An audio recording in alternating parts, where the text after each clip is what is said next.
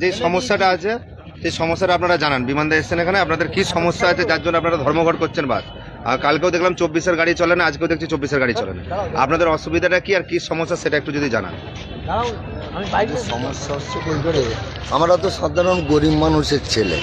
ধরুন যে আইনটা পাস হয়েছে যে 10 লক্ষ টাকা জরিমানা, 7 বছরের জেল, তারপরে যে প্যাসেঞ্জারটাকে অ্যাক্সিডেন্ট করবে একটা ড্রাইভার, তাকে সেখানে নেমে তুলে নিয়ে এসে হসপিটালে দিতে হবে। সেই ড্রাইভারটা যদি সেখানে নামে, তার অবস্থাটা কি হবে বা তার ফ্যামিলিটা কি হবে? আমরা তো পাই সামান্য 400 টাকা মাইনে, তা তারা আমরা কি করে সেই 10 লাখ টাকা জরিমানা দেবো, 7 বছরের জেল খাটবো? এটা কি সম্ভব? আমরা একটা পিমড়ে পর্যন্ত ড্রাইভাররা মারতে চাইনি। হ্যাঁ বলুন আপনি। প্লাস হচ্ছে রাস্তাঘাট, এই যে যা রাস্তাঘাট পরিষেবা, হ্যাঁ রাস্তাঘাট বারবার প্রশাসনকে জানিয়েও কিছুই হয়নি। রাস্তাঘাটের যা পজিশন, গাড়ি এমন অ্যাক্সিডেন্ট হচ্ছে আপনারা দেখেছেন। হ্যাঁ সমস্যা, রাস্তায় গাড়ি চালাতে গেলে এই তো দেখতে পাচ্ছেন রাস্তায় এমন যে বাস চালাতে গেলে যা একটু হয়তো হলি গচকায় যা পড়ে যাচ্ছে, গাড়ির পাতি ভেঙে হয়েছে, সেই গাড়ি দুর্ঘটনা ঘটছে। তখন যত সব মানে প্যাসেঞ্জার জনসাধারণ আমাদের উপরে ক্ষিপ্ত যাচ্ছে, তোমাদের গাড়ি এরকম হচ্ছে ওর করছে, কিন্তু কারো উপরে কোনো দোষারোপ করে না, যত দোষ গাড়ি স্টাফের।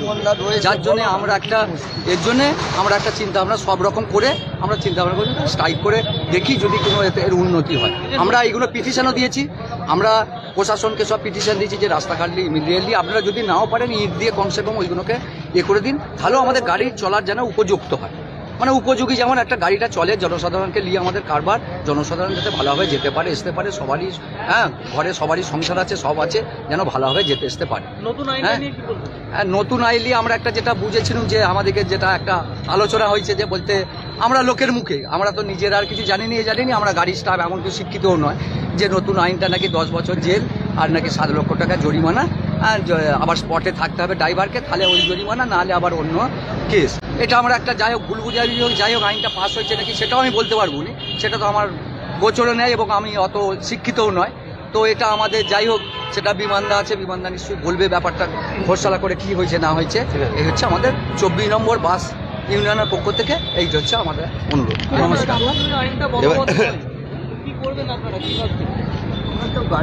আমরা গাড়ি কি করে চালাবো? 7 লক্ষ টাকা আমাদের একটা স্টাফের কোনো না আছে পেনশন, না আছে গ্র্যাজুয়েটি, না আছে কিছু। যখন তার 60 বছর বয়স হয়ে যাবে, চোখে যখন দেখতে পাবেন সেই ড্রাইভারটার যে কি অবস্থা হবে আপনারা সবাই জানেন। সে পারবে না মাঠে ঘাটে খাটতে, না পারবেন এখন যুব সমাজ যা হয়ে গেছে, তার ছেলে তাকে ভাত দেবে কিনা সন্দেহ, এমন তার বয়স হবে তখন সে ভিক্ষে করতেও পারবে না।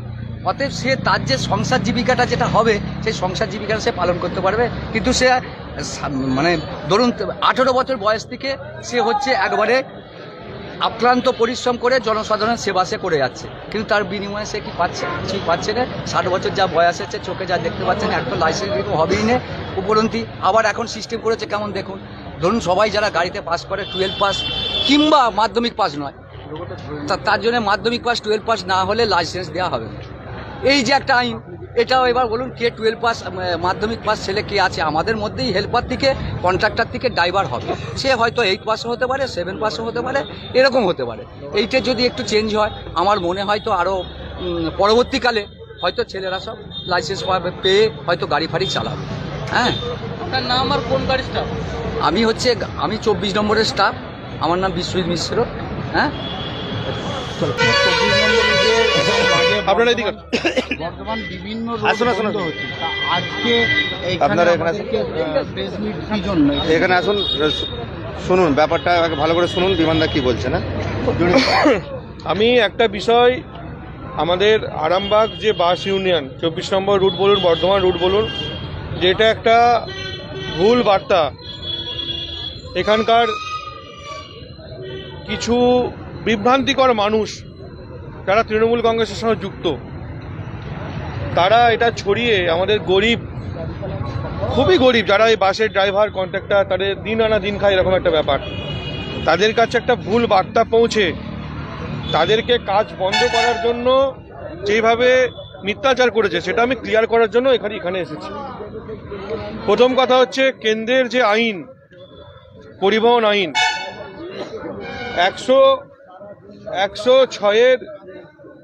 106-এর যেটা 2 উপধারা, 1-2 হতে পারে, সেই আইন অনুযায়ী এই যে বিষয়টা যে বাসের ড্রাইভারদের জরিমানা হবে, কন্ট্রাক্টরদের জরিমানা হবে, সেই আইনটাই ক্যান্সেল হয়ে গেছে। কেন্দ্রীয় স্বরাষ্ট্র সচিব মাননীয় অজয় ভাল্লা ওই দিন রাত্রিবেলায় অল ইন্ডিয়া লরি অ্যাসোসিয়েশন এবং বাস তাদের ডেকে ক্লিয়ার করে দিয়েছে এরকম কোনো আইন বলবৎ হয়নি। সুতরাং কোনো ভয় পাবার দরকার নেই। এই আইন আমি পরিষ্কারভাবে বলছি এখানে সবার সামনে, কোনোভাবে বলবৎ হয়নি। যারা বলছে ভুল বলছে, মিথ্যাচার করছে। আপনারা তৃণমূল কংগ্রেসের কিছু লোক বাস ইউনিয়নের যারা আমাদের বাস চালায় কর্মচারী সংগঠন আছে তাদেরকে ভুল বুঝিয়ে তাদের রুটি রুজিকে মারবার চেষ্টা করছে। তাই এই বিষয়টা আমি আজ ক্লিয়ার করার জন্য বাস স্ট্যান্ডে এসেছি।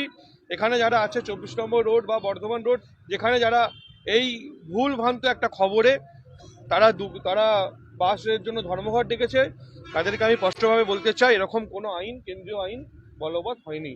আপনারা নিশ্চিন্তে গাড়ি চালান। না, সারা ভারতবর্ষ জুড়ে হচ্ছে না, এটা ভুল হচ্ছে, মিথ্যাচার হচ্ছে। এইরকম আইনে একটা কথা ভাবা হয়েছিল, কিন্তু যখন দেখেছে যে এই আইনটা ঠিক নয়, সঙ্গে সঙ্গে সংশোধন করার জন্য রাত্রিবেলায় কেন্দ্রীয় স্বরাষ্ট্র সচিব মাননীয় অজয় ভাল্লা উনি লরি অ্যাসোসিয়েশন অল ইন্ডিয়া এবং বাস তাদের ডেকে পরিষ্কার ক্লিয়ার করে দিয়েছে মিডিয়ার সামনে যে এটা এই আইন বলবৎ নয়। আপনারা নিশ্চিন্তে গাড়ি চালান। আমি এই কথাটা বলার জন্যই বাস স্ট্যান্ডে এসেছি। আর আগামী দিনে যে সমস্যার কথা ওনারা বললেন, রাস্তাঘাটের ব্যাপার, রাস্তাঘাটের যে ব্যাপার আছে এখানে রাজ্য সরকার দায়ী। এই সরকারের পরিবর্তন হলে রাস্তাঘাট ঠিক হবে। এক, দ্বিতীয় কথা, এই যে মাধ্যমিক পাস, উচ্চ মাধ্যমিক পাস যে বিষয়টা বললেন ড্রাইভারদের বিষয়টা, ডেফিনেটলি এই বিষয়টা আমরা যেটা ওনারা বললেন আমরা দেখব এই বিষয়টা যাতে সঠিকভাবে করা যায়। যাই হোক, আমাদের কাল থেকে আমাদের গাড়ি যথারীতি চলে বাস। আমরা জনসাধারণের কাছে ক্ষমা স্বীকার করছি যে আমাদের হয়তো যে কোনো ভুল বুঝাবুঝির জন্য গাড়িগুলো বন্ধ করার জন্য আমরা জনসাধারণের কাছে আমরা ক্ষমা প্রার্থী। আমরা বাস ইউনিয়নের পক্ষ থেকে, আমাদের 24 নম্বর বাস কর্মচারী পক্ষ থেকে আপনারা আমাদের ক্ষমা করবেন। যথারীতি কাল থেকে আমরা যথারীতি গাড়ি চালাবো। আর আপনারা মিডিয়ার মাধ্যমে একটু রাস্তাঘাটটা একটু দেখিয়ে যদি রাস্তাঘাটটা পরিষ্কার হয় এটা একটু আপনারা চেষ্টা করুন। আমি বললাম এর জন্য দপ্তর বলছি না, পুরো রাজ্য সরকার দায়ী। এই সব দপ্তরগুলো রাজ্য সরকার, আমি সিধা বললাম রাজ্য সরকার। হ্যাঁ, কাল থেকে আমাদের বাস যথারীতি সব রুটি, হ্যাঁ সব, হ্যাঁ আমাদের 24 নম্বর আমরা যেটা করেছিলাম আমরা আপনার নাম দাদা? আপনার নাম? না, আইনটা নয় বলে দিচ্ছি, আইনটা তো নয়, আমাদের একটা ভুল বুঝাবুঝি হয়েছিল।